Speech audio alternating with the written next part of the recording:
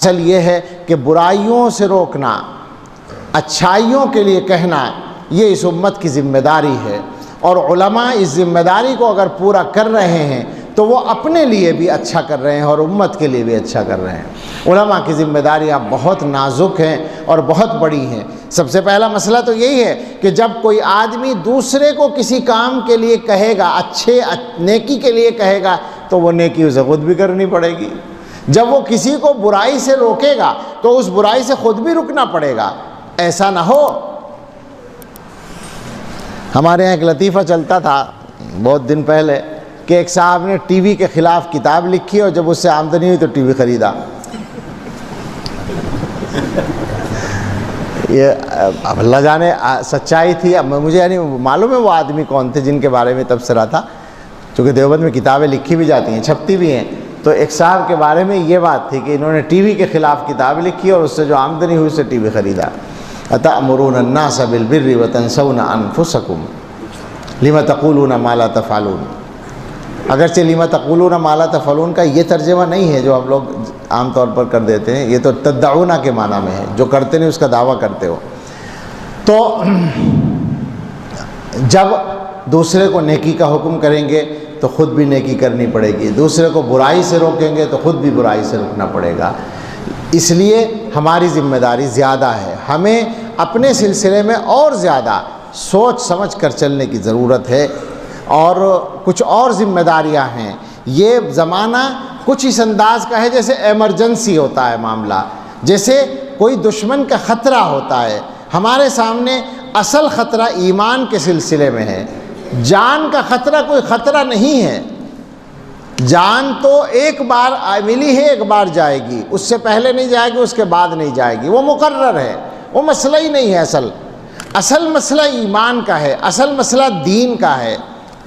ضرورت اس کی ہے کہ حضرات علماء مسلمانوں کو دین پر لانے کے لیے ہر راستہ اختیار کریں، ہر محنت کریں۔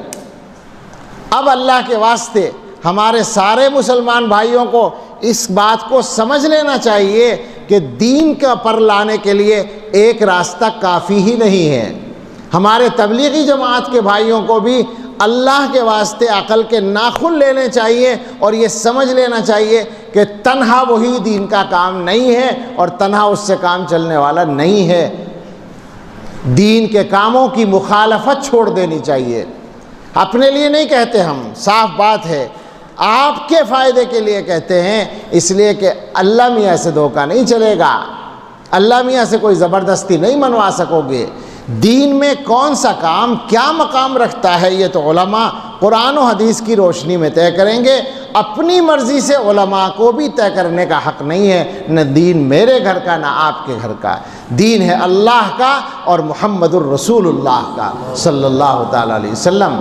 تو یہ سمجھ لیں کہ دین کا کوئی ایک کام جو خاص طریقہ بندوں نے مقرر کیا ہو، انسانوں نے مقرر کیا، علماء نے مقرر کیا ہو، وہی بن جائے دین کا کام اور کوئی دین کا کام نہ ہو، یہ جہالت کی بات ہے، یہ دین کو نہ سمجھنے کی بات ہے۔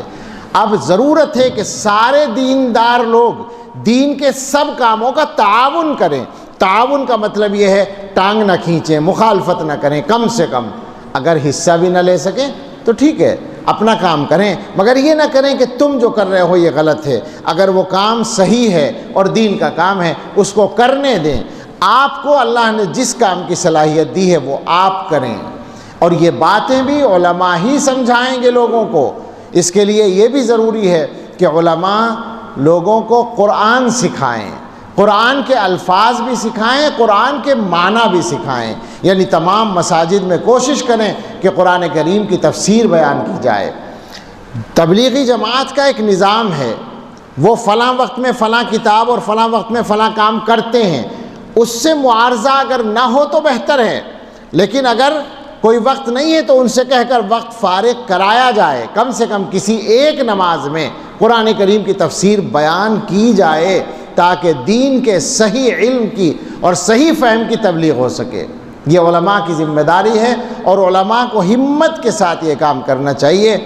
ایک بات وسیع ذہن میں آ گئی، میں کہتا ہوں کہ علماء ہمارے مدرسوں میں پڑھانے والے، مسجدوں میں امامت کرنے والے، محلوں میں رہنے والے علماء بعض مرتبہ عام مسلمانوں کا اور خاص طور سے دیندار مسلمانوں کا، اور دیندار تو عام طور سے جماعت ہی میں لگے ہوئے لوگ ہیں، تو یوں بھی کہہ سکتے ہیں کہ جماعت میں کام کرنے والے مسلمانوں کا دباؤ محسوس کرتے ہیں، اور اس دباؤ کی بہت بڑی بنیاد یہ ہوتی ہے کہ وہ یہ سمجھتے ہیں کہ ہمارا روزگار دین کے ان کاموں سے جڑا ہوا ہے، تو یہ ایک ہماری مجبوری ہے۔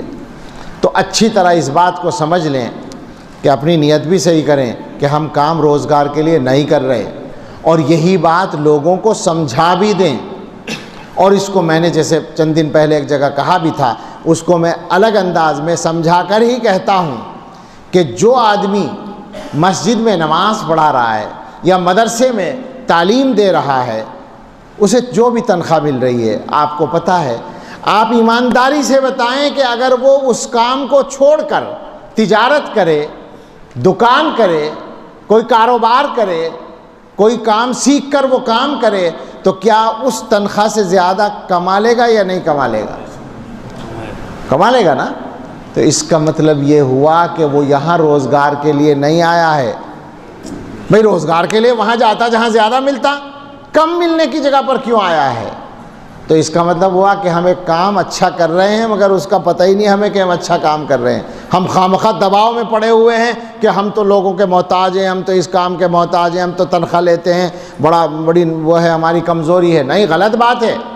ایک مرتبہ بہت دن پہلے کی بات ہے، میں علی گڑھ میں کسی بیان کے لیے گیا تو ایک اخبار والا آ گیا، نمائندے تھے کوئی اخبار کے۔ اخبار والوں سے ہم لوگ بات نہیں کرتے عام طور پر، لیکن وہ ویسے ہی تھے، اپنے ہی ماحول کے کوئی تھے، لیکن تھے آزاد خیال سے۔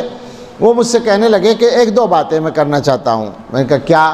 کہنے لگے کہ یہ جو مدرسوں سے آپ کے فضلاء فارغ ہوتے ہیں، ان کے روزگار کا کیا انتظام ہے؟ میں نے سادہ انداز میں کہا کہ بھئی کچھ لوگ مدرسوں میں پڑھانے لگتے ہیں، کچھ مسجدوں میں امامت کرنے لگتے ہیں، کچھ اور کاموں میں لگ جاتے ہیں، کچھ اپنا تجارت وغیرہ اور چیزیں بھی کرتے ہیں تھوڑی تعداد میں، لیکن زیادہ اس میں لگتے ہیں، زیادہ مدرسوں اور مسجدوں میں لگ جاتے ہیں۔ تو کہنے لگا کہ یہ تو کوئی انتظام نہ ہوا۔ میں نے کہا کیوں؟ کہنے لگے کہ یہ تو قوم پر بوجھ بننا ہوا۔ تو میں سمجھ گیا کہ اب بات بدلنی پڑے گی۔ میں نے کہا بوجھ آپ کے دماغ پر ہے، قوم پر نہیں ہے۔ اب وہ چونکا کہ یہ تو بات ہی خراب ہو گئی۔ میں نے کہا نہیں، میں صحیح کہہ رہا ہوں، ویسے نہیں کہہ رہا ہوں، آپ کے دماغ میں بوجھ ہے، قوم کے اوپر بوجھ نہیں ہے۔ میں نے کہا یہ بتائیے مجھے کہ کسی بھی قوم کے مذہبی معاملات کی ذمہ داری جو لوگ پوری کرتے ہیں اور ان کا سارا وقت ان مذہبی کاموں میں لگتا ہے، ان کی روزی روٹی، ان کے معاش کا انتظام وہ قوم کرتی ہے یا نہیں کرتی؟ مسلمانوں سے ہٹ کر آپ بتائیے۔ ہندوؤں میں مندروں کے جو ذمہ دار ہیں، جو وہاں رہتے ہیں، ان کے کھانے پینے کا، ان کے خرچوں کا کون انتظام کرتا ہے؟ ان کی کمیونٹی کرتی ہے یا نہیں کرتی؟ عیسائیوں کے ہاں ان کے پادریوں کا انتظام کون کرتا ہے؟ یہودیوں کے ہاں ان کے ربائیوں کا انتظام کون کرتا ہے؟ تو یہ بات بالکل عقلی ہے، اور دنیا میں عملاً اس کو مانا گیا ہے کہ قوم کے مذہبی معاملات کی ذمہ داری جو طبقہ اٹھاتا ہے، اس کے روزگار کی ذمہ داری قوم اٹھاتی ہے۔ تو میں نے کہا دنیا کی کسی قوم میں یہ بوجھ نہیں سمجھا جاتا، اور آپ کہتے ہیں کہ یہ قوم پر بوجھ ہے۔ اور مزید تو قربانی یہ ہے علماء کی کہ وہ اس بوجھ کو اٹھانے کی ذمہ داری بھی خود ہی لے لیتے ہیں۔ یہ تو مزید احسان ہے۔ آپ نے سمجھا کیا ہے علماء کو؟ آپ نے یہ سمجھ لیا کہ صاحب ان کو تنخواہ ملتی ہے، یہ دین کا کام پیسے کے لیے کرتے ہیں، لہٰذا ان کی کوئی حیثیت نہیں ہے۔ یہ دماغوں سے نکال دیں، یہ خناس دماغوں سے نکال دیں۔ علماء کا احترام کریں۔ میں یہ نہیں کہتا کہ آپ ہمیں سر پر بٹھا لیں، ہمارے آگے ہاتھ جوڑیں، ہمیں سجدہ کریں، ہمارے سامنے جھکیں، نہیں، ہمارے کام کو تسلیم کریں۔ یہ جو حضرات کام کرتے ہیں، آپ مانیں کہ یہ دین کا صحیح کام کر رہے ہیں، اور اگر ان کو اس سے کچھ تنخواہ مل رہی ہے تو وہ ان کے کام کی قیمت نہیں ہے۔ ان کے کام کی قیمت دنیا نہیں ہو سکتی، ساری دنیا نہیں ہو سکتی۔ یہ چند روپلی کیا ہو جائیں گے؟ کتنا ملتا ہے اماموں کو اور مدرسین کو، یہ ان کے کام کی قیمت نہیں ہے۔ اچھی طرح سے ذہن میں رکھیں، یہ تو تھوڑا سا ان کے وقت کا کچھ تھوڑا سا بدلہ ہم دے دیتے ہیں، باقی جو ان کا کام ہے انشاءاللہ اس کی جزا اللہ کے یہاں ملے گی۔ تو علماء کی ذمہ داریاں نازک بھی ہیں، لوگوں کے ذہنوں کو بھی صحیح کرنا ہے۔ آپ یقین کریں یہ باتیں مذاق بھی نہیں ہیں اور معمولی بھی نہیں ہیں کہ مسلمانوں کے اور علماء کے درمیان جو دوریاں پیدا کرنے کی مسلسل مہم ہے، ہمیشہ سے چلتی آئی ہے، لیکن بعض احوال ایسے ہوتے ہیں جن میں وہ مہم کامیاب ہونے لگتی ہے، یہ خطرہ پیدا ہو جاتا ہے۔ یہ اس زمانے میں خطرہ موجود ہے، اور اس خطرے کا نقصان کیا ہے وہی میں کہنا چاہتا ہوں۔ علماء سے مسلمان کٹ جائیں تو ہوگا کیا؟ لوگ تو یہ سمجھ رہے ہیں کہ مولویوں کی گردن نپ جائے گی، نہیں، ایسا نہیں ہے۔ مولوی انسان ہیں، وہ اپنی ضرورت کا کوئی انتظام کر لیں گے، آپ نہ دیں ان کو، لیکن مسئلہ مسلمانوں کے دین و ایمان کا ہوگا، اور اصل مشن دشمنان اسلام کا یہی ہے۔ وہ علماء سے کاٹ کر مسلمانوں کو اپنے لیے لقمہ تر سمجھتے ہیں، ان کو پتہ ہے کہ صحیح راستہ دکھانے والے یہ لوگ ہیں، اگر ان سے کاٹ دیا گیا تو ان کو بھیڑ بکریوں کی طرح چرانا ہمارے لیے بہت آسان ہو جائے گا۔ یہ تجربے وہ کر چکے ہیں تاریخ کے مختلف حصوں میں، آج پھر وہ اس تجربے کو دہرانا چاہتے ہیں۔ اس لیے مسلمانوں کو بھی ہوشیار ہونے کی ضرورت ہے، اور علماء کو سنجیدگی کے ساتھ مگر ہمت کے ساتھ، احساس کمتری کے بغیر، اخلاص نیت کے ساتھ کام کرنے کی ضرورت ہے۔ بات ہم سب کی لکھی پڑھی بات ہے کہ جس کام میں جتنا زیادہ اخلاص ہوتا ہے اتنا ہی زیادہ وہ کام قبول ہوتا ہے، اور اس کی دو مثالیں ہمارے سامنے ہماری تاریخ میں ہیں، جو قریبی تاریخ ہے۔ سب سے بڑی مثال دارالعلوم دیوبند ہے اور مدارس کی یہ تحریک ہے، جس کی وجہ سے اس پورے خطے میں اور پوری دنیا میں ایمان اپنی اصلی شکل میں محفوظ رہنے کا انتظام ہوا، صرف اس لیے کہ شروع کرنے والے کامل اخلاص والے لوگ تھے۔ دوسرا نمونہ تبلیغی جماعت کا کام ہے، جس کے ذریعے دین کا بے پناہ کام ہوا، لیکن یہ بھی یاد رکھیں کہ تبلیغی جماعت ہو یا مدرسے ہوں یا کوئی بھی راستہ ہو دین کا، خانقاہیں ہوں، کچھ بھی ہو، جب تک وہ صحیح رخ پر صرف اللہ کے لیے کام کرنے کا وہاں سلسلہ رہے گا تبھی تک ان سے کام لیا جائے گا، ورنہ اللہ تعالیٰ محتاج نہیں ہے۔ اللہ کی شان یہ ہے کہ اللہ تعالیٰ اپنے بندوں کو مخاطب کر کے کہتے ہیں کہ یا عبادی لو ان اولکم وآخرکم وانسکم وجنکم کانوا علی اتقى قلب عبد من عبادی ما زاد ذلک فی ملکی شیئا۔ اے میرے بندو، اگر تمہارے اول اور آخر، شروع سے آخر تک کے سب لوگ، اور انسان ہی نہیں جنات بھی، سب مل کر میرے بندوں میں سے سب سے بڑے متقی بندے کی طرح ہو جائیں، یعنی رسول اللہ صلی اللہ علیہ وسلم کی طرح ہو جائیں، تو اس سے میرے ملک میں، میری بادشاہت میں ذرا بھی اضافہ نہیں ہوگا۔ وَيَا عِبَادِي لَوْ أَنَّ أَوَّلَكُمْ وَآخِرَكُمْ وَإِنسَكُمْ وَجِنَّكُمْ كَانُوا عَلَىٰ أَفْجَرِ قَلْبِ رَجُلٍ مِّنْكُمْ یا أَشْقَىٰ قَلْبِ رَجُلٍ مِّنْكُمْ مَا نَقَصَ ذَلِكَ مِن مُلْكِ شَيْئًا۔